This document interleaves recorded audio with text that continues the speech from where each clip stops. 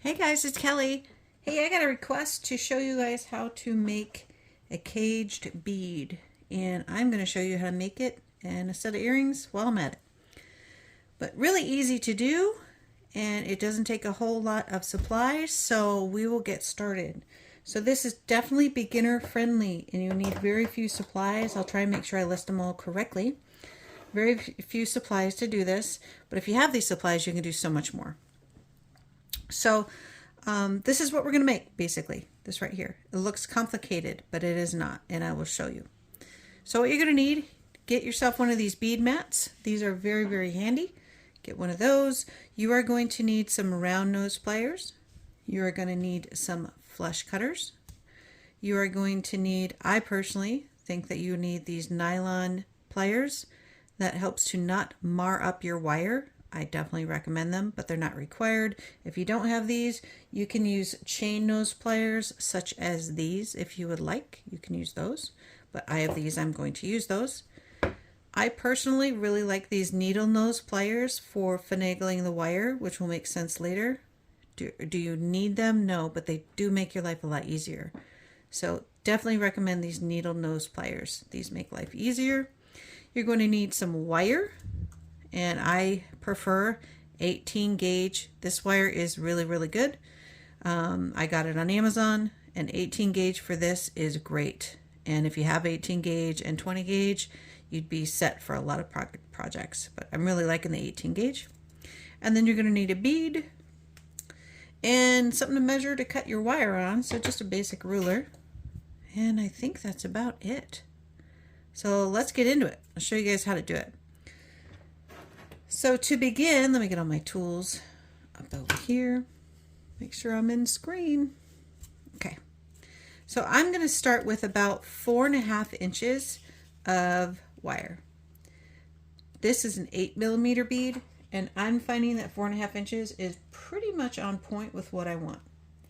So I'm going to get that cut at roughly 4.5. I probably cut that more at 4 3/4, but that's okay. And then make it as straight as you can get it, and make sure that with your flush cutters you got a nice flush cut at each end. It really makes a difference. So I'm going to go ahead and do that. Clean that up on both ends. That one's flush. All right. So the heat of your fingers will help you to straighten it. You can use the nylon pliers, but no need to. So there we go. So I got my 4.5 or 4 3/4 right around there, that wire. And I'm going to begin by just making a loop. This is a really, really easy thing to do, guys. Don't overthink it. Since I'm going to be making a cage with a loop at the end that I'm going to make an earring on, this loop right here, I'm going to start with a larger loop. If you want a smaller loop, you can, but for the sake of this tutorial, let's make a big one. So you grab it, make sure it doesn't come out, wrap it around, grab it, wrap it back around, and let the round nose plier make your loop for you. So it looks something like this. Okay? Then you take your nylon pliers. If you don't have these, you would use your chain nose pliers, and you grab your loop. You hold it pretty tight to where it's still coming out right here, and then you start bending the wire on itself. If it twists out of your pliers, just readjust it. So mine's twisting, and that's okay. You're just going to do it a little at a time. So you're going to start bending it over on itself. You can see it start to wrap. Looks like that. So you're going to keep going and keeping it in a line. You don't want to have it up and down and above the other one. You need it in a nice flat line.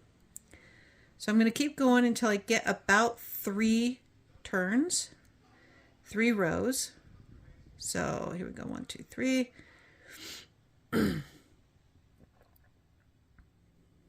Almost there. And there. Or about 3. 1, 2, 3. Okay. Now I need to bring it on the other side. So what we're going to do is do the very same thing over here, curling into each other. They're going to meet and kiss each other. So to do that, I'm going to go ahead and do the same thing on this end. I'm going to make sure I can't feel it here. And then I want to have it come down in line with this one. Now I do better at folding away from myself. Some people bring it into themselves. Do you, whatever works for you. I'm doing me. So I'm going to start my loop. And there it is. Get a little bit closer. There it goes. And then the same thing on this side. I just grab a hold of it like that. And then I start turning it on itself. In small bits. If you try to do it like big turns, it's going to be uneven. But what makes these successful and keeps them in line is to have it nice and smooth. If you have little jagged edges, that's because you tried to do it in larger increments. So be patient with it. Just coil it around slowly but surely.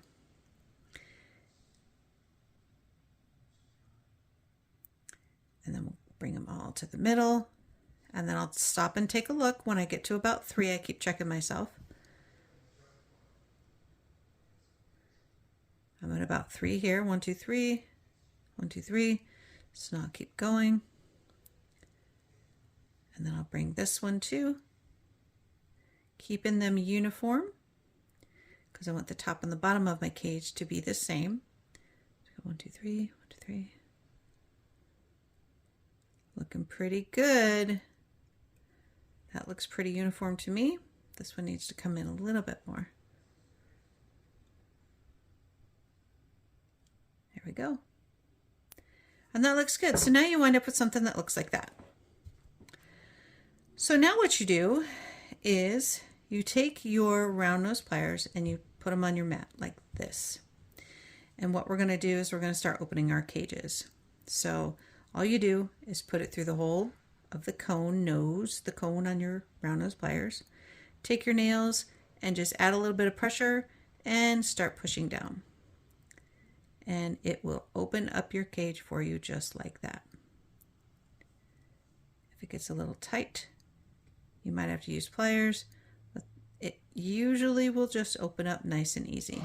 Then you take them off the pliers, and there's the first part of your cage. Now to do the second half, you have to turn it over, because the top half of the cage needs to go that way. The other one will have to go the other way. So now I'm going to turn it around and do the same thing. But I'm going to push it up in the opposite direction.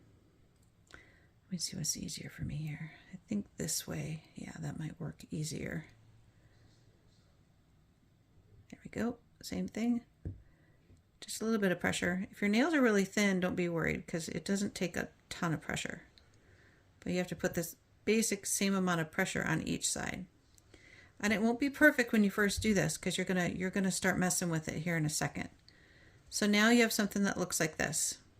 Okay? And you might be able to tell now we're going to basically fold it in on itself, but I need a little bit of room here. So I need to open this up just a little bit so that I can get a bead in there. Because what I have found is that to avoid uneven or little notches in this, I'll give you an example. This one, there's a little, see the wobble in it? I can't get rid of that. It's difficult to get rid of that. I could, but it's difficult to get rid of that. We don't want that. So I don't have that right now, and I want to leave it that way. So the way that you do that is try to avoid using your tools on it, on this wire here. And what makes sense is to use a bead. So this is the bead that I know will be going in this. If you mold your wire around that bead, that is the cleanest way to do this that I have found. So you have to open it a little bit, use your fingers, and bend the wire in around the bead. I know it's hard to see with all my fingers in there, but there it is. Now it's not perfect yet, and I know that, and that's okay, because now I've got my cage closed, but now this is where those pliers will come in. So I've got it closed around my bead, and you can use your nails to open it up a little bit more if you want to, but you can change the spacing in between the wires to make it look more uniform by just pulling on them, just really gently. And if you want some that are closer, that's where these really come in handy. You just grab the ones that you want closer and squeeze them in a little closer. And then you keep going around and you can make it pretty well uniform. Like that. It's that simple, guys. Not hard at all. Not hard at all. And then if you decided that you're like, no, I don't want to do what you did, Kelly. I don't want to make earrings. I don't want to do that loop. You don't have to do that. You can basically leave it this way and then just string your eye pin or just your eye pin. You can string a pin right through that. And then you could make something like this. Sky's the limit, Sky. You could do whatever you want with it. But for this tutorial, I'm making those earrings. So what you do here is you look at each side and go, which one looks the neatest as far as an eye on it? And I think this one does. And I could finagle this. I could get crazy with it. I could get it closer, further away. You have to mess with it. It won't be perfect on your first go round until you start tweaking it like I'm doing right now. But once you find out which end you want to pull up to make the eye for your earring, you just get your pliers underneath it and you make your bend, grab a hold of it, and you can't be scared here. You got to bend it up real quick. So if this is where it's going to be, I grab it and get my 90-degree angle just like that. Bend it up and you're done. Easy peasy. And now it's a little bit open, which that is okay because I will use that opening to attach my finding to put my earring on. There it is. Easy peasy. And you can keep messing with it like I'm doing right now just to get it exactly the way you want it. If it's too open, you just squeeze it together. You just take the wire. It's just wire, guys. You just squeeze it. It'll do exactly what you want it to if you use the right tools and hit it from the right angle. So there it is. Now I've got 4 of them. So easy to make. So I hope that helped you guys and answered your questions on cages. It's the same concept. If you curl them in together, put the bead in the middle and shape your wire around it, you can make any size that you want. You can get a huge bead, but this is an 8mm bead and we used 4 and about 4.5, 4 3/4 worth of wire. And that seemed like a really good measurement for this. But again, play with it. If you want to do a bigger one, you'll have to play with those measurements. I don't have the scale of the measurements handy for you because I don't do this enough to know like a scale. We might be able to find that somewhere online.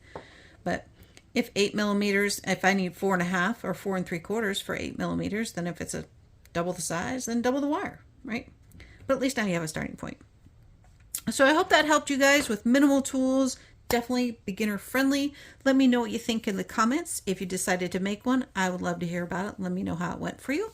And I will have a lot more to come. Thank you so much for watching, guys.